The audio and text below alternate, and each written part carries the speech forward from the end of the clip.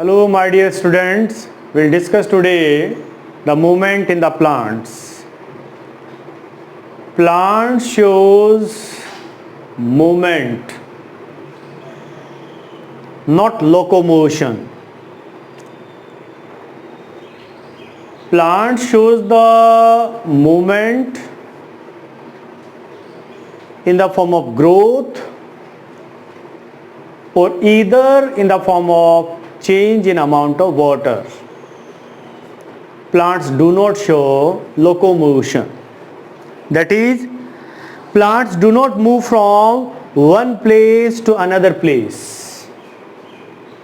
Plant अपनी जगह पर रहता है, उसमें या तो सेल डिवीजन होगा या सेल इलोंगेशन होगा, ग्रोथ होगी, ग्रोथ के कारण प्लांट की हाइट बढ़ती है, उसकी टहनियाँ फैलती है, उसकी लीव्स फैलती है, तो हम कहेंगे कि plant shows movement. And anybody who shows movement, that is living being, that is organism. Organism बोलेंगे ही उसको which shows the movement. Plant shows the movement either in the form of growth or either in the form of change in amount of water. Plants do not show locomotion. They do not move from one place to another place. The movement in the plants, they are of two types: tropic movements and nastic movements. Tropic movements are those movements they occurs in response to a stimulus. जैसे light एक stimulus है, force of gravity एक stimulus है, chemical stimulus है, water एक stimulus है. So these are the movement in the plants. They occurs in response to a stimulus. They are the movements towards the stimulus or away from the stimulus. Stimulus की ओर या stimulus से दूर. So these are directional movements. These are directional movements. So these are directional movements.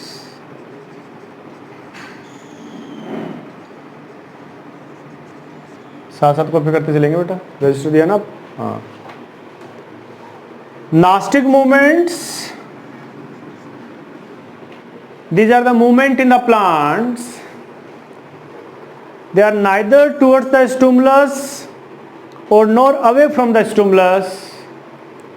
They are neither the stimulus nor away from the stimulus. So they are the non-directional movements.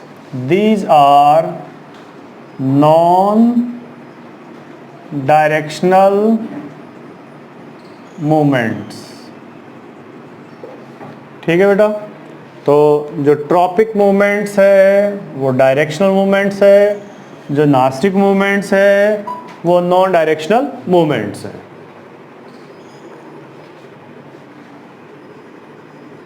Tropic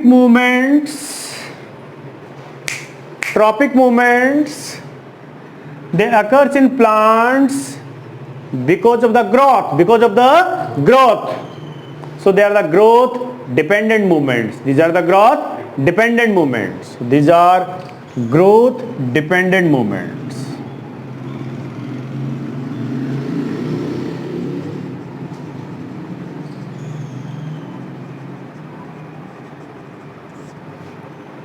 And nastic movements, they do not occur because of the growth, they occurs because of the change in amount of water. So these are the growth independent movements. These are growth independent movements. Now tropic movements के types. पहला है phototropism,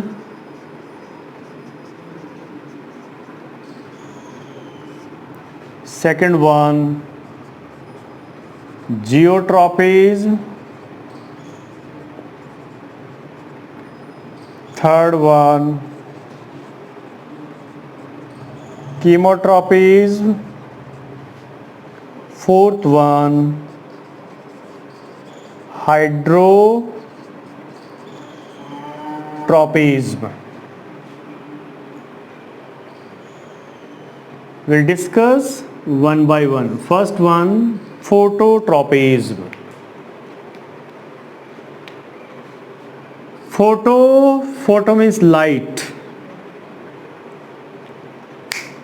These are the movement in the plants in response to the light as the stimulus. These are the movement in the plants either towards the stimulus light or away from the stimulus light. That is phototropism.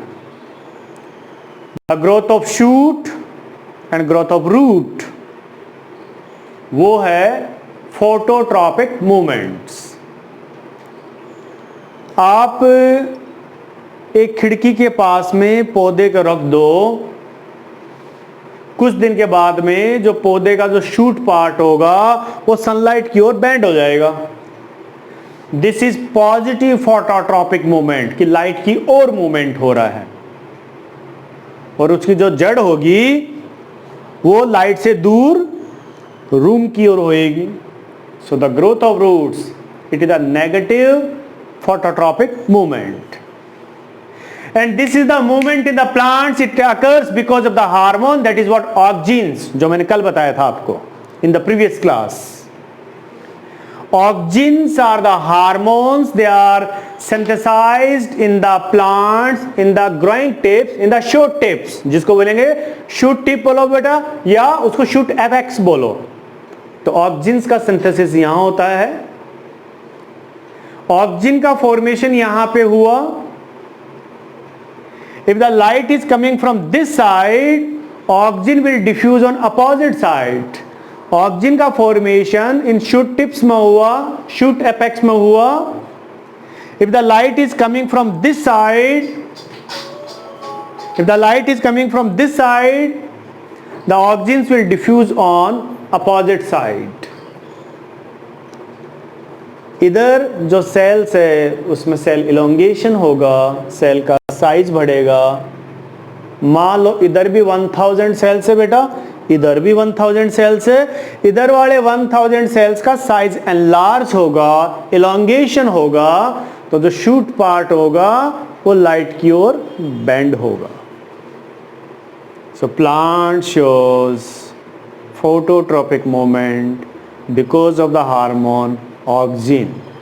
Shoot part होगा, plant की जो टहनियाँ होंगी वो हमेशा sunlight की ओर जाएगी, टुवर्ड्स द स्टिमुलस जाएगी. So growth of shoot is the positive phototropic movement. और जो रूट्स होंगी वो सनलाइट से दूर रूम की ओर जाएगी, away from the stimulus. So the growth of roots is the negative phototropic movement. Is it clear? अब देखेंगे बेटे आप एनसीईआरटी का पेज नंबर 121 फिगर 7.5. हमने खिड़की के पास में एक प्लांट को रखा है इन ए फ्लास्क. तो उसका शूट पार्ट है वो सनलाइट की ओर बेंड हो रहा है, और रूट पार्ट है वो सनलाइट से दूर रूम की ओर जा रहा है. It explain the movement phototropism. Is it clear? तो हम ये लिखें, growth of shoot, it is positive phototropic movement, and growth of root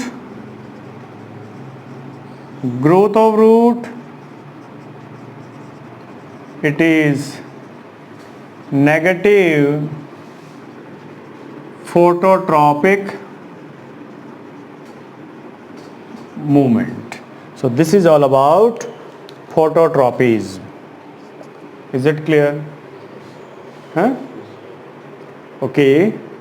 The next movement, geotropism. बेटा यहाँ पे जियो वर्ड है, ये जियो फोन नहीं है रिलायंस का. जियो मीन्स खूब जियो है, बरसात आ रही है, पकौड़े खाओ, चाय पियो, है कॉफी पियो, खूब जियो. Geo means the force of gravity of earth. The force of gravity of earth. This is the movement in the plants in response to the force of gravity of earth, that is geotropism.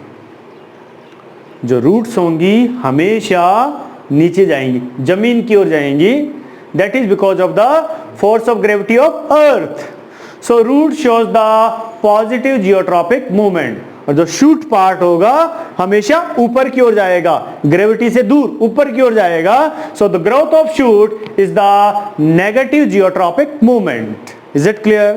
मतलब इसका उल्टा कर देंगे बेटा, है इसका उल्टा कर देंगे क्या हो जाएगा? जियोट्रॉपिज्म हो जाएगा. आप एनसीईआरटी का पेज नंबर 121 देखेंगे, figure 7.6. We have a potted plant, और पोटेड प्लांट को हमने हॉरिजॉन्टली लेटा दिया है. पोटेड प्लांट को हमने हॉरिजॉन्टली लेटा दिया है. तो क्या हुआ कि जो शूट पार्ट है वो ऊपर की ओर जा रहा है, और जो रूट पार्ट है वो नीचे की ओर जा रहा है. तो growth of root is the positive geotropic movement and the growth of shoot is the negative geotropic movement. So growth of root positive geotropic movement and growth of shoot, it is negative geotropic movement. हाँ बेटा, इसमें कोई doubt? Kirat? हाँ बेटा. Deepti, Mayank, okay. Now chemotropism. This is the movement in the plants in response to the chemical as the stimulus. बेटा आपका chapter आएगा reproduction, और उसके अंदर हम डिस्कस करेंगे sexual reproduction in plants. In plants flower is the part which is mainly required for sexual reproduction. और flowers के अंदर during sexual reproduction एक pollen tube बनती है. उस pollen tube के जरिए मेल गैमेट है वो ट्रेवल करता है और फीमेल गैमेट के साथ में फ्यूज करता है. तो जो ग्रोथ ऑफ पॉलन ट्यूब है it is the chemotropic movement. तो इसका एग्जाम्पल हो गया है growth of pollen tube. Example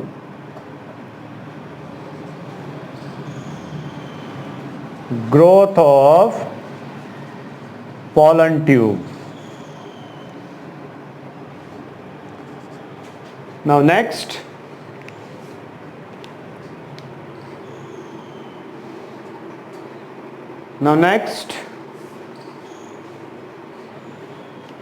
hydrotropism. अगर कहीं ना कहीं वीडियो क्वालिटी में दिक्कत हो, ये मैटर नहीं करता है. मैटर करता है मेरा ऑडियो क्लियर होना चाहिए और आपको मैटर समझ में आना चाहिए. So please focus on that.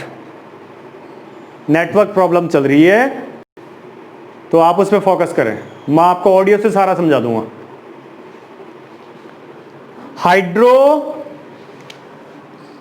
Hydro यानी water. This is the movement in the plants in response to the water as a stimulus, that is hydrotropism. और बेटा ये एक 3 नंबर का इंपॉर्टेंट क्वेश्चन भी आता है explain hydrotropism with the help of an activity. तो I will explain this with the help of an activity. हम एक ड्रम लेंगे, लोहे का ड्रम होता है बेटा, वैसा ड्रम ले लेंगे, एक बड़ा ड्रम ले लेंगे और उस ड्रम के अंदर मिट्टी भर देंगे। फाइन, उस ड्रम के अंदर मिट्टी भर देंगे और ड्रम के सेंटर में एक मटका, अर्दन पॉट, एक घड़ा इसके अंदर इंसर्ट कर देंगे, घड़े को खाली रखेंगे। फाइन, बाहर जो मिट्टी है किसमें, ड्रम में, उसके अंदर हम क्या करेंगे, उसके अंदर कुछ सीड्स की सोइंग कर देंगे, कुछ सीड्स को मिट्टी में डाल देंगे। ड्रम के किनारे किनारे, ड्रम के किनारे किनारे मतलब पेरीफेरी की तरफ, जो पेरीफेरी होती है उसको बोलेंगे किनारा। Fine, then water to the soil, फिर उस ड्रम के अंदर मिट्टी के अंदर पानी डाल दो, घड़े को खाली रखो।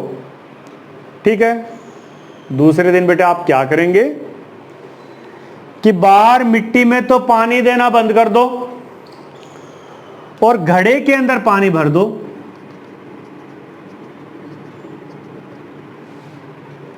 अब होगा क्या कि 2-3 दिन बाद में सीड्स की जर्मिनेशन शुरू होएगी। सीड्स की जब जर्मिनेशन शुरू होएगी तो जो ऊपर वाला पार्ट होता है वो तो है बेटा प्लूमल,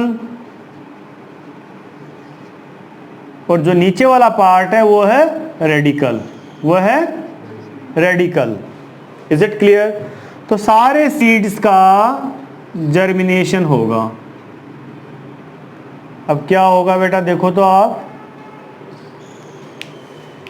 कि हमने बाहर पानी देना बंद कर दिया है और अब हमने घड़े में पानी भर दिया है। कब? दूसरे दिन। तो जो घड़ा है, अर्दन पोट है, उसे वाटर है, it seeps out, water is seeps out, पानी धीरे धीरे रिस रिस के बाहर निकलेगा। तो घड़े के आसपास जो मिट्टी होगी उसमें नमी आ जाएगी। And in the search of water, in the search of water, जो रूट पार्ट है उन सीडलिंग्स की, वो घड़े की ओर बेंड हो जाएगी।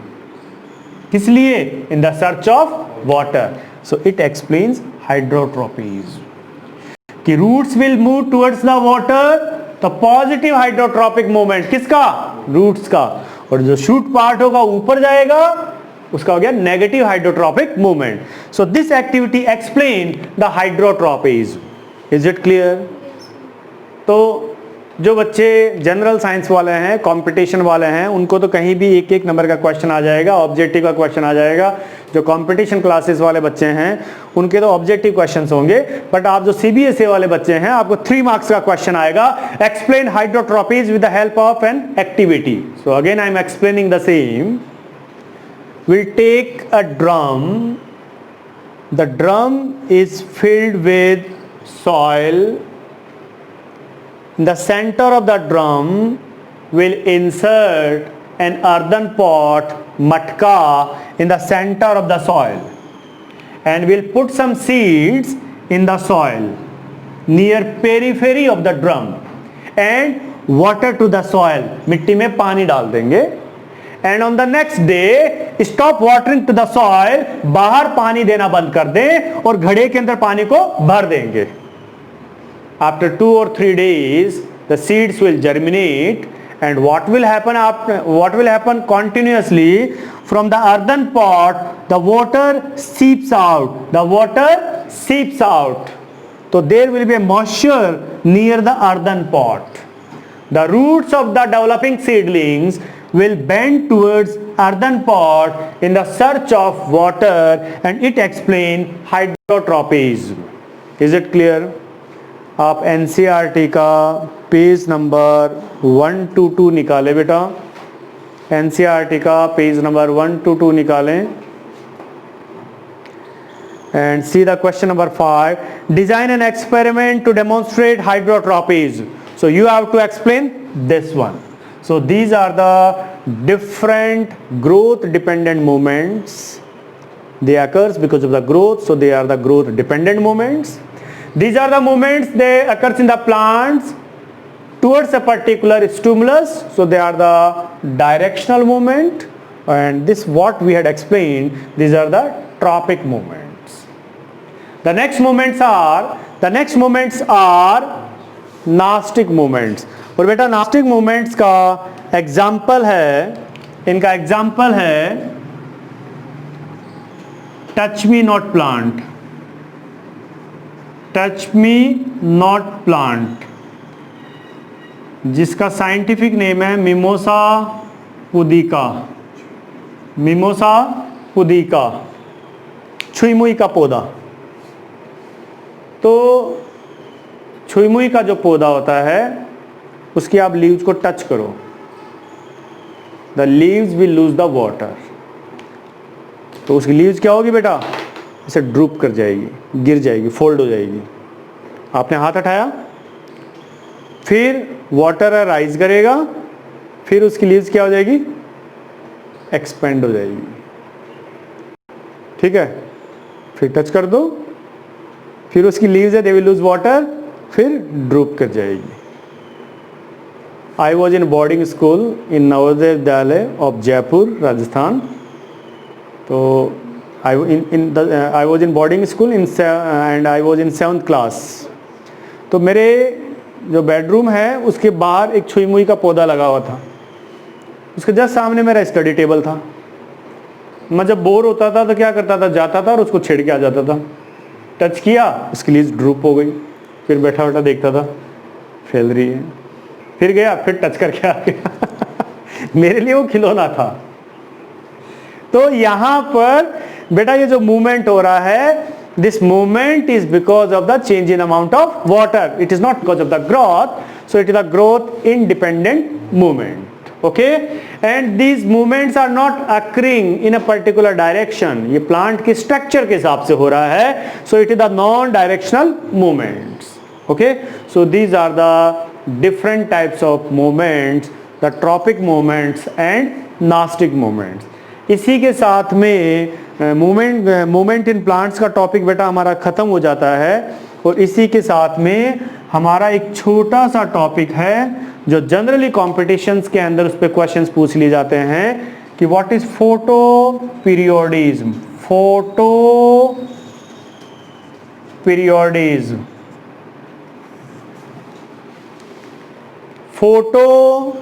फोटो यानी लाइट, एंड पीरियोडिज्म यानी length of the day.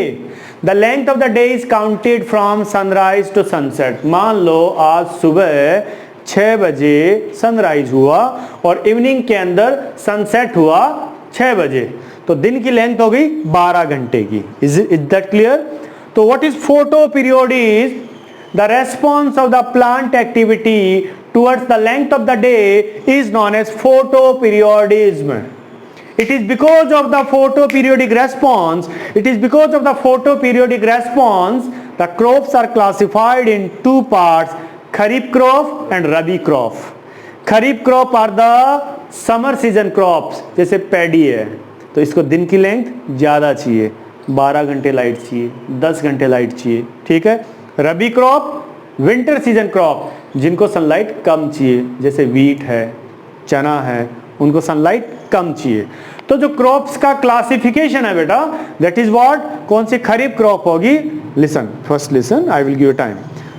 Kharif crop कौन होगी, रबी क्रॉप कौन होगी. तो खरीफ क्रॉप्स हो गई है summer season crops, rabi season crops हो गई है rabi season, that is winter season crops. This is the classification of the crops on the basis of the photoperiodic response.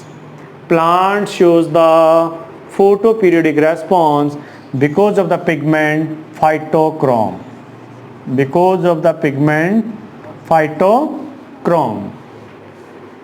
And the activities in the plants which are photoperiodic, they are, for example, seed germination, तभी तो गर्मियों की फसल अलग होगी, सर्दियों की फसल अलग होगी। और फ्लावरिंग आप देखते नहीं बेटा, विंटर्स के अंदर अलग टाइप के फ्लावर्स आते हैं और समर्स के अंदर अलग टाइप के फ्लावर्स आते हैं।